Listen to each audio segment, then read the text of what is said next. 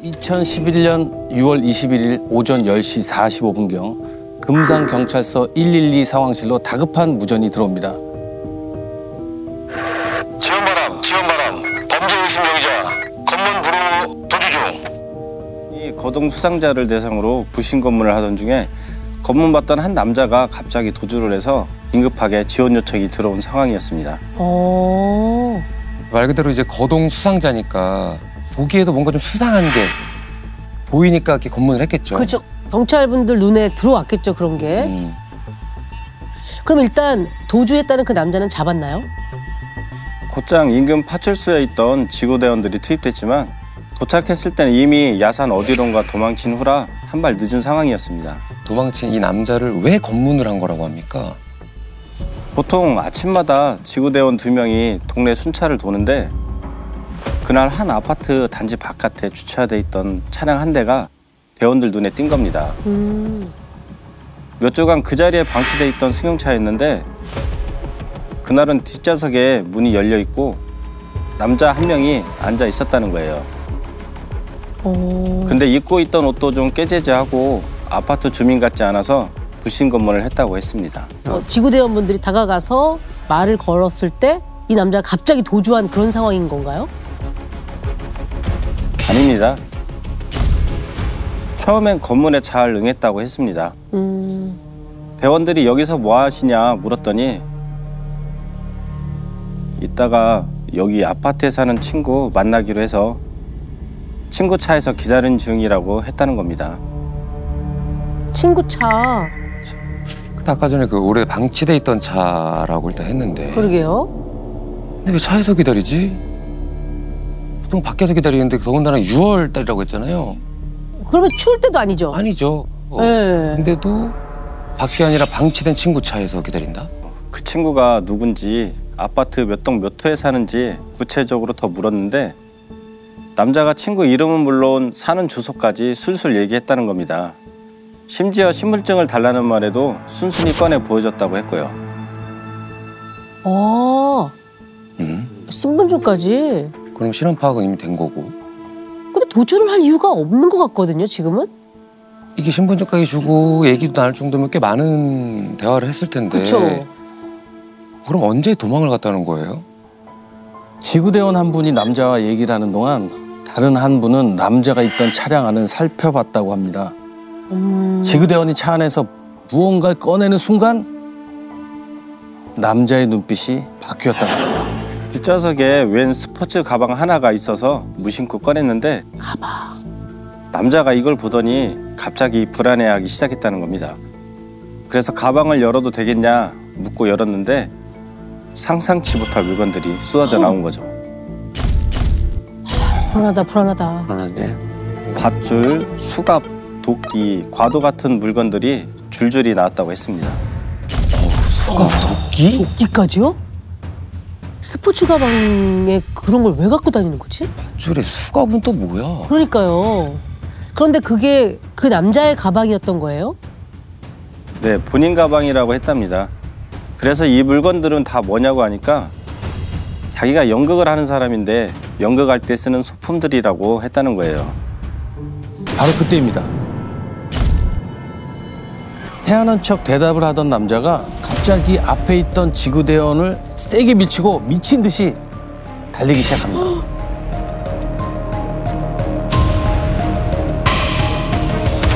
일단 지구대원 중 한 명은 가방과 차량이 있는 현장을 지키고 남은 한 명이 급히 남자 뒤를 쫓았는데요. 길도 없는 야산으로 뛰어들더니 어느 순간 시야에서 사라졌다는 겁니다. 그래서 긴급하게 무전도 쳤지만 행방을 찾을 수는 없었고요. 야. 뭐가 심각한데 지금? 그러니까 뭐가 있긴 있는 거죠. 그렇게 진짜 주행량을 칠 정도면. 이거 신분증도 봤다고 하니까 혹시 이 사람이 수배자였나요? 그것도 아니었습니다. 남자가 준 신분증으로 조회를 해봤는데 수배가 내려진 사람도 아니더라고요. 아니에요? 수배자도 아니야? 아닌데? 왜 도망을 갔지? 이상하네. 근데 일단은 무슨 짓을 한지도 모르잖아요. 네. 그런 사람을 무작정 쫓을 수는 없잖아요. 아, 그죠. 범죄 현장에서 도망간 게 아니니까. 그렇죠. 맞습니다. 그래서 형사님들은 남자가 이곳을 필사적으로 떠나야 했을 그 이유가 뭐였는지 현장을 다시 꼼꼼히 살피기 시작하는데요. 곳곳에 범죄의 흔적들이 하나둘 나오기 시작했다고 합니다. 자세히 살펴보니 남자 가방에 있었던 손도끼 손잡이 이음새 부분에 미세하게 말라붙은 혈흔이 묻어 있는 겁니다. 혈흔이 나왔구나. 게다가 남자가 타고 있던 차 앞좌석 컵홀더에 여성의 것으로 보이는 금목걸이와 반지가 들어있었는데 여기에도 피가 묻어 있었습니다. 지금부터 도주한 남자를 최 씨라고 부르겠습니다. 최 씨는 29세로 등록상 거주지가 천안으로 확인됐다고 합니다. 그리고 현장에 있던 차량 번호도 조회해보니까 친구 차가 아닌 최 씨 명의의 차로 확인됐고요. 일단 다 거짓말이었네. 거짓말이었네. 친구 차에 뒷좌석에 앉아 있다는 게 좀 이상하잖아요. 아 근데 집은 천안이라고 했어요. 여기 현장은 금산에 있는 아파트 단지고요. 그리고 그 차는 심지어 오래 방치되어 있던 차였다라고 하셨거든요. 네. 왜 그렇게 있었던 걸까요? 보니까 기름이 없더라고요. 차가 더 이상 움직일 수 없는 상태 같았는데 이상했던 건 차 뒷좌석에 이불도 있고 트렁크에도 옷가지나 짐으로 가득 차 있는 겁니다. 아무래도 최 씨가 차에서 생활했던 걸로 보였습니다. 거주지가 차 아니었던 거. 차에서 숙박하는 걸 이제 우리가 캠핑 다니면서 차박을 한다 그렇게 얘기하는데 그렇죠. 이거는 캠핑이 아니라 그냥 생활을 하면서 차박을 했다는 얘기네요. 아니 주거지가 천안이 있었다고 하는데 왜 멀쩡하게 집 놔두고. 그러니까요. 아니면 이미 범죄를 저지르고 도망 중인 상태여서 그런 거 아닐까요? 집에 갈 수 없는 상황. 네. 근데 그런 걸로 본다면 일단 차에 있던 금목걸이랑 반지까지 처분해서 기름을 채우고 어디든지 도망을 다닐 수 있는 상황이잖아요. 근데 처분하지 않고 그대로 놓아두었다는 것도 이제 의심스럽고 사람이 많이 다니는 아파트 단지 앞에 있었던 것도 좀 이상해요. 다른 이유가 분명히 뭔가는 있을 거라는 예상이 됩니다. 거기에 있을 무엇이든. 수밖에 없는 이유. 예, 그걸 찾아야 되는 이제 수사팀의 역할이 되겠죠. 아까 처음에 그 지구대원분이랑 검문할 때 이 아파트에 친구가 살아서 친구 만나러 와서 기다리고 있다 그랬잖아요. 그렇게 얘기했었죠. 그럼 그게 맞는 건가? 그 동호수까지 줄줄이 말했다고 했잖아요. 근데 아까 본인 차인데 친구 차라고 거짓말했잖아요. 네. 그러니까 이 아파트에 대해서 얘기한 것도 어쩌면 거짓말일 수도 있을 텐데. 글쎄요. 뜻밖에도 아파트에 최 씨의 친구가 살았던 건 맞습니다. 아 맞아? 와, 이거 어떻게 되는 거야 지금? 거주자를 확인해 보니 최 씨의 동갑인 29살 남자와 그의 누나가 같이 살고 있는 걸로 확인됐고요. 다 거짓말인 줄 알았더니 이건 또 맞네요. 그러게요. 사실이네요. 그럼 친구 집 앞에다가 자기 차를 세워두고 그렇게 방치한 채로 살고 있었단 얘기예요? 차에서. 본인 집 놔두고 친구 집 앞에서 차에서 산다? 야, 이상하네. 좀 이거 뭐지? 그러게요. 그러면 이 최 씨가 말한 그 최 씨의 친구라는 사람과 실제 친구는 맞는 건지 이거 뭐 다 믿음이 안 가니까요. 그래서 최 씨의 행방을 찾는 동시에 이 친구도 찾았는데 근무지에서 아무렇지 않게 일을 하던 중이었습니다. 그래요? 관련이 없나? 그러니까. 뭔가 셋이 친구를 만났을 때 형사님들을 보고 혹시 어떤 반응이었나요? 자기를 왜 찾아왔는지 영문을 모르겠다는 반응이었습니다. 일단 최 씨를 아냐고 물어보니까 중학교 동창이라고 하더라고요. 어렸을 때부터 한 동네에서 자란 친구라고 했고 성인이 돼서도 가끔씩 만났다고 했습니다. 이건 또 맞는 거네요? 친구라고 친구네. 했던 얘기가 또 맞긴 맞나 봐요. 친구 맞네. 네, 근데 마지막으로 최 씨를 만난 게 3개월 전쯤이라는 겁니다. 바로 앞에 살고 있는 네. 차에서? 차에서 지금 거주를 하고 있는 상황으로 보였는데 집 앞에 최 씨 차가 있었던 건 전혀 모르는 일이라고 하더라고요. 일단 좀 더 조사해봐야겠다는 생각에 친구를 서로 같이 데리고 들어왔습니다. 어허? 그리고 조사를 시작하려는 그때 동료 형사로부터 깜짝 놀랄 연락을 받는데요. 최 씨가 살해한 걸로 추정되는 피해자의 시신이 발견됐다는 소식이었습니다. 와, 이거 갑자기. 이게 부신 건물에서 시작해서 이렇게까지 사건이 그러니까. 된다고요? 갑자기 피해자를 찾아? 그것도 최 씨가 살해한 피해자요? 근데 이거 어떻게 찾았다는 거예요, 그러면? 최 씨 가방 안에서 누구 건지 모를 빨간색 휴대전화 하나가 나왔거든요. 젊은 남성이 쓸만한 것처럼 보이진 않아서 혹시 피해자의 것인가 싶어 이 휴대폰 명의자를 알아내 거주지로 가봤던 건데 집안에 살해된 채 있는 피해자를 발견한 겁니다. 근데 피해자가 누구였어요? 금산 시골 마을에 사는 60대 여성이라고 했습니다. 60대? 이게 또 이상하게 아까 최 씨가 29살이라고 그랬거든요. 네. 근데 피해자가 60대 여성이다? 어떤 접점이 있는 거죠? 그런데 수화기 너머로 피해자 사망 소식을 전해 듣던 형사님은 머릿속이 다시 한번 정말 복잡해집니다. 왜요? 왜요? 사망한 60대 여성 피해자의 아들이 바로 제 눈앞에 있었던 겁니다. 와, 그 친구! 친구! 그 친구야? 어머! 아니 친구 엄마를 살해하고 친구 집 앞에서 차에 살고 있다고? 저도 이 얘기 듣고 도대체 무슨 상황인 건지 머리가 하얘지더라고요. 현장에 있던 동료 형사들이 피해자 가족들에게 연락하려고 알아보니까 피해 여성 아들이 최 씨 친구인 걸 알게 된 겁니다. 저희가 조사를 하고 있다는 사실을 알고 급히 상황을 전한 거고요. 야, 이거 진짜 복잡해지네요. 전화를 끊고 이 사실을 알리지 않은 채 최 씨 친구와 좀 더 대화를 나눠봤습니다.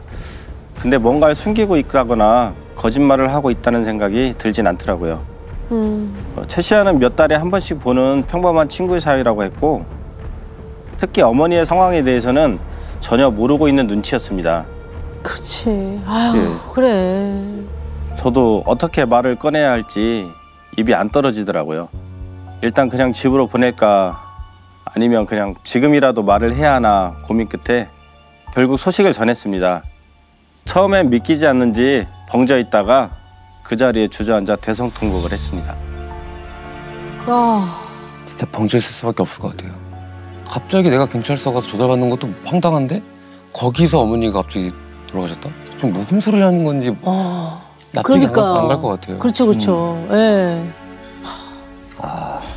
그러면 혹시 그 자리에서 최 씨가 용의자다라는 얘기도 하셨을까요? 좀 진정되고 나서 이날 경찰서로 부르게 된 자초지종을 쭉 설명했습니다. 그리고 어머니 사망에 최 씨가 연관이 있을 가능성이 있다고도 얘기했고요. 근데 자기 친구가 그럴 리가 없다면서 펄쩍 뛰더라고요. 아, 그럴 리가 없다. 그럴 리가 없다. 그 이 상황이 믿기지 않아서 그럴 수도 있는 거 아닐까요? 그래서 펄쩍 뛰었을 수는 있었을 것 같아요. 네. 예. 어머니와는 어릴 때 집에 몇 번 놀러 왔을 때나 봤지 그 이후에 만난 적도 없는데 걔가 어머니 집까지 가서 그럴 이유가 없다는 거예요. 자기랑도 최근에 다툰 적도 없고 최 씨가 용의자라는 걸 아예 못 믿는 눈치였습니다. 최근에 본 적도 없다. 형사님은 곧바로 피해자가 발견된 현장으로 달려갑니다. 그런데 현장 상황이 말 그대로 처참했다고 합니다. 참. 아유 참. 왜요? 왜? 어머니가 살던 집은 대문을 열고 들어가면 마당이 있는 시골집이었습니다. 안으로 들어가니 마루에 피해자가 반드시 누운 채 사망한 상태였고요. 시신 주변으로 혈흔이 낭자한 모습이었습니다. 얼굴엔 수건이 덮여 있었는데 걷어보니 정수리 쪽에 큰 둔기로 찍힌 듯한 깊게 파인 자열창이 보였고요. 머리와 목 주변에도 같은 모양의 상처가 10군데 정도 보였습니다. 아유. 이게 큰 둔기에 맞았다가 아니라 찍혔다. 네. 그 도끼가 번뜩 떠오르거든요. 아, 근데 너무 처참하네요. 10군데나? 와. 부검 결과 정수리에 찍힌 자열창과 머리와 목 부위에 나타난 상처 중 일부가 최 씨가 갖고 있던 도끼로 인한 상처로 추정됐는데 상처 모양이 도끼 앞날이 아닌 뒷부분과 일치한다고 했습니다. 사인도 자열창과 머리와 목 부위 할창에 의한 실혈사로 확인됐고요. 이게 저희가 이것저것 다 좌창이고 네. 들어본데 할창에 의한 실혈사 이게 뭔가요? 도끼와 같이 이제 큰 범행 도구가 날카로운 면을 가지고 내리칠 때 생기는 상처들을 이제 할청이라고 하는데 이렇게 내려치면 뼈가 부서져요. 뼈가 깨끗하게 잘리는 게 아니고 결국 뭐냐면 정말 강도가 높은 둔기로 아주 세게 공격을 여러 차례 했다라는 것을 의미를 하는 거죠. 과격한 공격을 했다는 거죠. 왜 뒷부분을 쳤을까요? 시신이 문 바로 앞 마루에서 발견된 걸 봤을 때 들어가자마자 어머니를 마주하고 공격했던 걸로 보였거든요. 아마 미처 준비되지 않은 상황에서 도끼를 정신없이 휘두르다 보니 뒷부분으로 가격한 걸로 추정됐습니다. 바로 휘둘렀구나. 다급해서. 야, 씨, 어머니는 얼마나 놀랬겠냐고. 그러니까요. 믿은 사람이 놀랬다고 하는 거는. 감식 결과에서도 최 씨 가방에서 나온 도끼에 있던 혈흔이 피해자의 것으로 확인됐다고 합니다. 어머. 결국. 제 친구는 그럴 리 없다고 하지만 증거가 말해주고 있잖아요. 범인이 맞네요. 네. 친구가. 최 범인이 씨가. 맞는 거죠, 최 씨가. 이놈이 정말 악랄했던 건요. 시신 발견 당시 피해자의 하의와 속옷이 허벅지까지 내려가 있었던 겁니다. 이게 아, 무슨 진짜. 사건이야, 이게. 친구 어머니를 성폭행하려고요? 아, 설마 목적이 그건 아니겠지. 진짜 이건 말이 안 되는데. 친구 어머니한테. 아니 누구한테도 그러면 안 되지만. 아니 더군다나 이미 공격을 해서 피를 흘리고 쓰러져 있을 텐데. 그러니까요. 근데 그게 다 위장이었습니다. 부검 결과 성범죄를 의심할 만한 흔적은 없었고요. 정액 반응도 음성이었습니다. 강간 사건으로 보이게 하려고 옷을 벗기고 간 걸로 추정됐습니다. 현장을 혼란스럽게 하려고. 참, 아니 왜 목적이 뭐예요? 범행 목적은 강도로 보였습니다. 피해자 집 안방이 말 그대로 난장판이었거든요. 서랍장에 서랍이 다 빠져나와 있고 옷장도 전부 열려 있었는데 안에 있던 옷가지와 물건들이 죄다 나와 바닥에 흩어져 있었습니다. 그래서 집안에서 뭘 가져간 건지도 정확히 알 수가 없겠더라고요. 차 안에서 발견된 반지와 목걸이는 피해자가 평소 착용하고 있었던 걸로 확인됐습니다. 알아보니까 최 씨는 돈이 급한 사람이긴 했습니다. 신용불량자였고요. 휴대폰 요금도 내지 못해서 전화를 받을 때만 휴대폰을 사용할 수 있었다고 합니다. 혹시나 해서 형사님들이 최 씨가 살던 천안 오피스텔까지 가봤는데요. 최 씨 때문에 한바탕 난리가 난 상황이었다고 해요. 난리요? 왜요? 최 씨가 월세를 밀리고 빌리다 보증금까지 전부 까먹고 말도 없이 짐을 빼서 날랐는데 알고 보니 가스랑 수도 요금도 못 내서 전부 끊긴 상황이었습니다. 아, 그러니까 차에서. 그렇게 차에서 먹고 자고. 네. 그렇죠. 아니 29살이면 젊잖아요. 뭐든지 할 수 있는 나이인데 직업이 없었나요? 작은 제조업 회사를 다녔던 걸 확인했는데 그마저도 6개월 전에 그만두고 그냥 백수로 살았더라고요. 최 씨 가방에서 통장이 하나 나와서 확인해봤더니 잔고가 25,000원이었습니다. 또 캐피탈에서 대출받은 빚이 2천만 원 정도 있었고요. 야산으로 도망갔다고 했는데 그 이후에 행적이 좀 나왔을까요?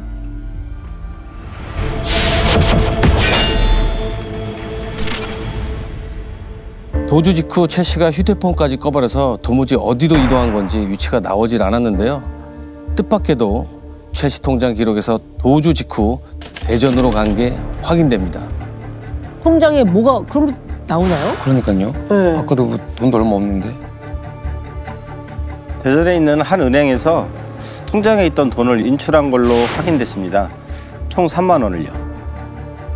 아까 25,000원이 총 재산 아니었나요? 어떻게 3만 원을 인출할 수가 있죠? 왜냐면은 5,000원 넣어서 3만 원 만들어 뺄 수 있거든요. 일단 2만 원을 먼저 인출하고 다음날 5천 원을 입금하더니 잔액을 10,000원으로 만들어서 모두 인실한 게 확인된 겁니다. 맞네. 그러니까 정작 그렇게 범행을 저질러 놓고도 뭘 대단히 가져오지도 못한 거예요. 지금 상황을 보니까. 이렇게 해서까지 탈탈 털어서 다 뽑은 걸 보면. 이제 진짜 제로네. 돈을 뽑은 대전은행에 가서 CCTV를 확인해 보니 최 씨가 은행 인근 찜질방으로 들어가는 모습이 보이는 겁니다. 이걸 확인했을 때가 이틀이 지난 상황이었는데 최 씨는 여기서 하루 묵고 다음날 어디론가 또 갔더라고요. 그 이후로는 다시 행적이 뚝 끊겼습니다. 3만 원도 찜질방 갔다는 거는 거의 한 2만 원? 남은 거죠. 2만 원 남았을까요? 이 돈 가지고 어디로 갔을까요? 가족들을 만나보셨나요? 최 씨 부모님은 아들과 연락이 끊긴 지 오래라고 했고요. 가족 중 유일하게 큰형이랑 최근까지 연락을 주고받았는데 그것도 한 달 전 무렵이었습니다. 그때 동생이 너무 연락이 안 돼서 연락 좀 하라고 자기 명의 핸드폰을 주고 왔는데 얼마 전 동생이 그 휴대폰으로 대출 문의를 했더랍니다. 혹시 자기 명의로 돈을 빌릴까 봐 깜짝 놀라 휴대폰을 정지시켰다고 했습니다. 아유, 휴대폰을 쓰라고 줬더니 그걸 또 대출받을 생각을 했어?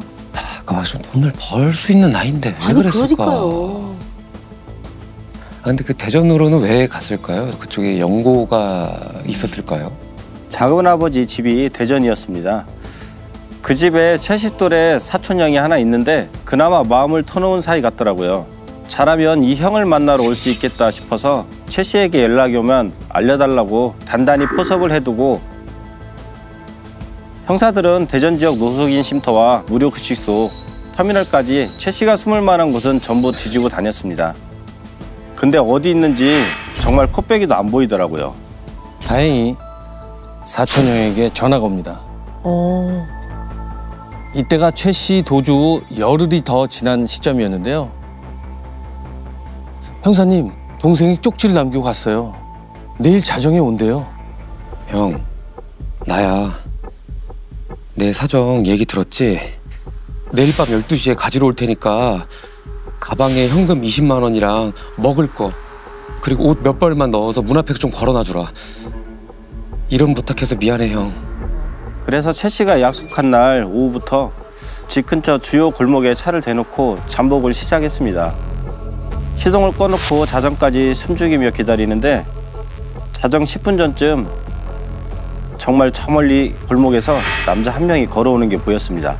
가까이 오니까 얼굴이 보였는데 최 씨가 맞았습니다. 두리번두리번거리면서 경계태세로 걸어오는데 그동안 잘 못 먹었는지 피죽도 못 얻어먹은 얼굴이더라고요. 아이고. 그럼 뭐 도피 생활을 하니까 뭐. 네. 그 열흘 넘게 정말 3만 원으로 버티고 있던 거였잖아요. 그쵸, 그쵸. 사촌형 집 쪽으로 가길래 조용히 기다리다 대문 5m 앞에 다다랐을 때쯤 다 같이 내려 포위한 후 수갑을 채웠습니다. 저희가 바닥으로 누르니까 반항할 힘도 없는지 풀썩 엎어지더라고요. 도망 다니느라 씻지도 먹지도 못해서 행색이 말이 아니었습니다. 경찰서까지 가다 무슨 일이라도 생기겠다 싶어 편의점에서 김밥이랑 우유를 사다 주니까 허겁지겁 먹더라고요. 아유. 야, 돈 노리고 사람 죽였는데 이게 뭐냐. 이렇게 범행은 순순히 인정했나요? 그 자리에서 범행을 시인했다고 합니다. 역시 목적은 돈이었는데요. 그런데 친구 어머니를 범행 상대로 정한 이유가 정말 기가 막힙니다. 왜요? 그러니까 왜 도대체 친구 그러니까. 어머니를 그렇게 한 거라고 합니까? 네. 차까지 가압류되면서 막다른 상황이 되니까 도움을 청해보려고 중학교 동창이었던 친구 집 앞까지 갔던 겁니다. 근데 막상 연락을 하진 못하고 며칠 망설이면서 계속 거기서 있었다는 거예요. 그러다 번뜩 친구와 마지막으로 만났을 때 나눈 말이 떠올랐다는 겁니다. 친구가 했던 마지막 말? 뭐지? 뭐예요? 나랑 누나는 버는 대로 꼬박꼬박 어머니 갖다 드린다. 어머니가 자식들 돈 관리를 다 해주신다는 얘기를 한 게 생각났답니다. 그래서 아유. 집에 돈이 좀 있겠다 싶어 친구 어머니 집에 찾아간 거라고 했습니다. 아이고. 그 말 하나만 듣고 아유 진짜 미친놈이네. 캄캄한 밤에 몰래 들어갔는데 소리를 듣고 잠에서 깬 어머니가 나와서 소리를 지르니까 깜짝 놀라서 갖고 간 도끼를 휘둘렀고 집안을 뒤졌는데 훔칠 만한 금품을 하나도 찾지 못해서 착용하고 있던 목걸이와 반지만 갖고 도주했다고 자백했습니다. 아이고 참. 근데 범행 도구를 보면 강도 살인의 목적이 있어요. 노인 혼자 계시는데 도끼를 가지고 간다는 것은 살인의 의도가 있다라고 봐야 되겠죠. 미쳤나 봐 진짜. 그 지경이 될 때까지 차는 왜 안 팔았던 겁니까? 그러면 그 전에 차만 팔았어도 사실 어느 정도의 그러니까요. 그 위기를 모면하고 시간을 벌 수 있는데 오히려 차를 지키려고 이런 일을 했다는 황당한 얘기도 하더라고요. 이제 나한테 남은 건 차밖에 없는데 그거마저 가압류돼서 넘어갈 위기라 더더욱 돈이 필요했다는 겁니다.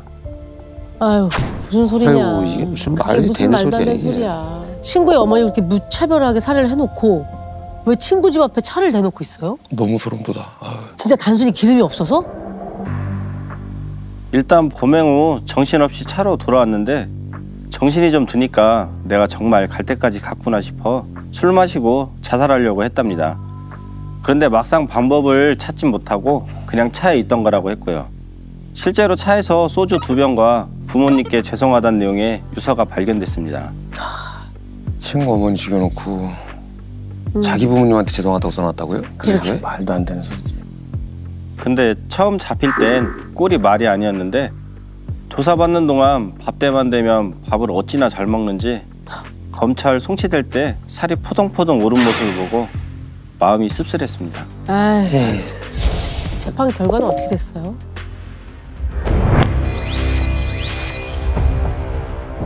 징역 20년을 선고받았습니다. 일용직으로 나가서 일을 해도 돈을 바로 받을 수 있는데 그렇게는 살아야지. 그럼요. 신체만 건강하면 어디든 뭐든지 할 수 뭐든지 있어요. 할 수 있지. 무너진 나이가 아니라니까요. 무너진 상황이 아니에요. 시작해야 되는 네. 나이인데 본인 스스로 무너뜨려 버린 거지. 즐겨봐 이 채널.